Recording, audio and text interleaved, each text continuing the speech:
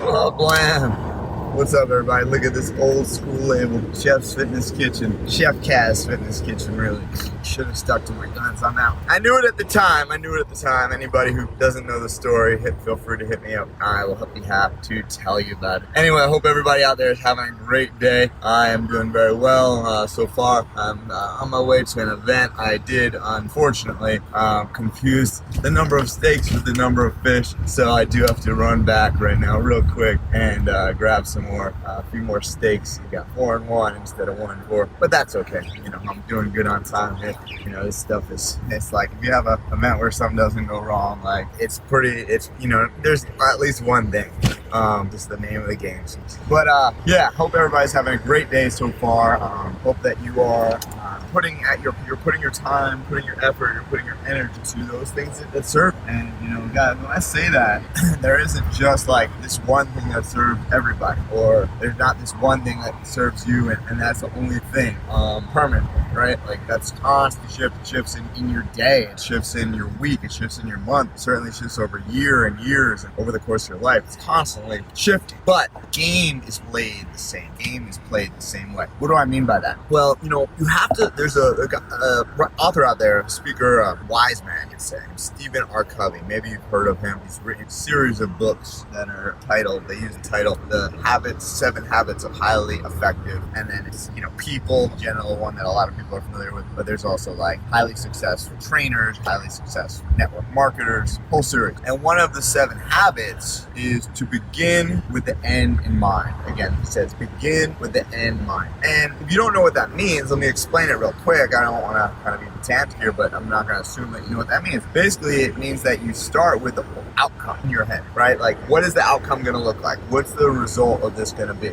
And you see one thing, okay, you know, you take that, you run with it. If you see something else, you take that, you run. But you have to start having a vision of what it's going to look, because if not, like, yes, there's aspects of it where you've got the creative process where you're trying different things. You don't know exactly step by step, A, B, C, D, 1, 2. You don't know, but you figure it out, right? Like, there is an order in which things not have to be done. You could probably go A, D, B, C, or A, D, B, C. But maybe all those steps have to be done. Maybe, like, there is somewhat reason A has to be done before B. So, again, kind of what's the point here? The point is, when you start with the end in mind, when you start with thinking about the outcome, thinking about the end result, one of the ways I call it is reverse engineering. This is a huge concept. A lot of different business, building things, you know, building models, building systems. You do reverse engineering. You start with the last step and you engineer it backwards to get to where you need to start, right? And all the steps you can think of in between. And working in the kitchen, working in the culinary world,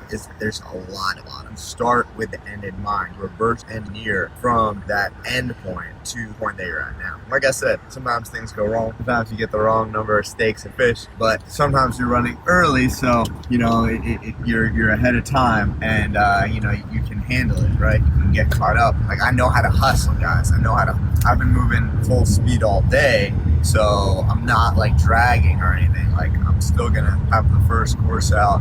You know, we don't need to have it out. I'm not gonna be. This isn't gonna go any later than I was planning to. I'll make up that time. So the other, or I guess I'll refer to the whole title here, which is, you know, define your terms and determine your reality. So what does that mean? Well, define your I put this in that order again on purpose, right? So first you need to start. If you want to be able to determine your reality, if you want to bring your vision into life, if you want to bring your dreams into actually exist, see your dreams come to life, you need to first define your terms, meaning that you have to define what you are and are not willing to accept, right? You have to say to yourself internally first, you have to have a clear conversation with yourself. Here's what I'm willing to deal with, right? So being a private chef, I deal with a lot of things. You know, I don't deal with the same things from my clients who pay me $25 per meal and the ones who pay me $200. I don't accept this. I don't have the same terms. $300. You know, when someone's willing to pay me, let's just say $200, $300 per hour of my time, I'm much more willing to be somewhat flexible or more giving on those terms, like the terms of our agreement, the terms of our arrangement. So I'm giving you an example in my profession, in my career, but it's really the same thing across the board. It's the same thing across the board in any area of life. That means how you set your terms. The terms, look, you have to set the terms and say to yourself, I'm not willing to accept anything less. But I recognize that's going to take time, right? So for me, like, I'm not willing to accept anything less than jobs that pay me $250 an hour. I have some of those jobs, right? I have some of those jobs, but that's not the only type of job I have. So I set my term and say, my goal hourly rate, let's just say make it $2,500 an hour. Right? Why not? $2,500 an hour is my goal rate. $10,000. Get crazy, right? But for now, when I make $250 an hour, that's still, which I do, that's still pretty decent compared to, 50 or 75, which to a lot of people, can't even fathom $50 to $75 an hour. Like that breaks their brain. Thanks, buddy. I see you. It looks good, right? Put some beard butter in the hair and in the beard today. Appreciate it. It got me looking fresh to go cook. You gotta see my Chef Kaz somewhere around here. So yeah, Mike is watching right now. We were talking yesterday about business and creating and building, and that's the key, guys. That's the key, is you don't have it handed to you, right? You don't have it just given to you. In your words, if you insist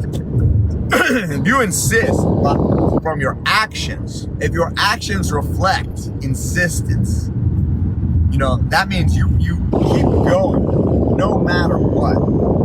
You're gonna get it, right? Actions are the only way to insist. Words are a waste of energy most of the time when you're just making demands look, if I walk into a meeting, I can say, here's my resume, here's what I've done, here's my client list, here's my experience, here's my education. I can say, this is what I want, take it or leave it, because I know what that job is going to require.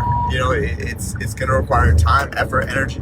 So I walk in and I say, this is my rate for this job, take it or leave it. Sometimes I'll negotiate, but I'm not going to cut my rate in half, right? So, and different jobs require different rates, how much work, etc. So I recognize at that point, this is my term. This is what I am willing to accept. There's maybe some built-in flexibility, but if you don't have that baseline of saying, I'm going to start here, right? I'm going to start at this point. I'm going to start at, I walk in, minimum, usually private, anything private, in home, less than 125 a person's not going to have. Really like 150, 175, 200, 250, 300, right? So that's just me, because that's where I've established myself. That's not where I started, right? When I started, I'm way underpriced myself. Like I did my first private in-home chef client, I did $700 a week, and I was working, 6 to 8 hours a day. And now, that same client is gonna be like $5,000. That's gonna be $7,000 a week. To be honest, I'm not even joking. And you might be like, well, no one's gonna pay you that. I'm like, I don't need everyone to pay me.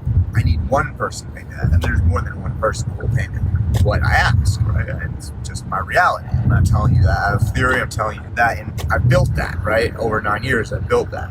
So that's been a process, though, of defining my terms and bringing those terms into reality over time, right? It didn't happen with my first client, because to me, that I could have said, I want to make $10,000 an hour, but that was so far from that reality that it's way too big of a jump, right? It's like you're trying to jump from building to building. If there's that much space between building and building, you're not even going to worry about falling in, because the crack's not even big enough for you to go in. But when that gap starts to get bigger, you're like, I'm not going to make it, even when you could. And then when it's really far, when you probably couldn't, you're definitely not going to take the chance. So in reality, a lot of that is time. A lot of what we say we want and do or don't see through, do or do not complete, do or do not bring into reality, it is just really giving it enough time. Effort for sure, learning for sure, practice, experimentation, adjustments for sure. But a lot of those things, the nature of them changes over time, because all of those factors start to mix, right? All the work, the learning, the implementation, the experimentation, practice, the connections, the networking, the building a reputation, building a base, right? Like these things over time pay out very, very, very different. consistency is one of the magic ingredients. There's no substitute, right? You can't substitute chickpea consistency for wheat consistency like you can with pasta, right? Chickpea pasta, you can substitute for wheat pasta, right? You can't do that with consistency. There's no secret ingredient. There's no magic. I should say that is the secret ingredient. That is the magic ingredient. But there's no like something you can put in its place that it's gonna do the same. It's not gonna happen. And what I notice, and I'm not, again, I talk about this in almost all my podcasts, but what I notice with a lot of people, and again, this isn't disparaging anyone. This isn't putting anyone down. This isn't, if you're offended by this, then you really need to do some work, in my opinion. Because this is not meant to offend, and I really don't think it's offensive. But if you're offended, I encourage you to really do some strong internal work. And if that's something you're like, what does that mean? I'll tell you. I'll direct you. I'll take you in the right direction. Because you don't even have to work with me. But basically, when you become a consistent person from being an inconsistent person, right? When you go from, start something, quit something within, a certain amount of time with everything, there's an incredible, huge opportunity, right? And it's just up to you to recognize that, to make that adjustment. So again, guys, define your terms, and then what starts to happen? Then you start to see the life you've envisioned come to reality, right? Then you start to see your dreams come into reality. Why is that? Because when you set the terms, what happens is gradually you stop accepting things that are below the bar, and you only accept more and more things that are above the bar. So the things that you want to see in your reality, you accept. The things that you don't, you cut out. And it doesn't mean you're not going to see some of the things you don't want. And it's not going to mean you always get the things that you do. But you have to realize, like, you have this filtration mechanism of what you see, what you experience, of what you receive. And again, that might take effort. I don't want to tell you, oh, you just sit there and imagine it and it comes to life. No, it takes effort. Don't misunderstand me, please. It takes effort, consistency, it takes time, it takes hard work, it takes learning, it takes networking. I'm going to repeat these things again and again because it's for me, it's for you. It's a 50-50 dynamic, right? It's a 50-50 symbiotic relationship. I talk about that a lot on my list too. So listen, take this insight, take this information, and implement. Take it, put it to good use. Take it and see what it can do for you, because I know it can do a lot for you. I know you're gonna see a big change in your reality, and I hope that you guys do. All right, I gotta run. Time to get the steaks. Later, blah blah.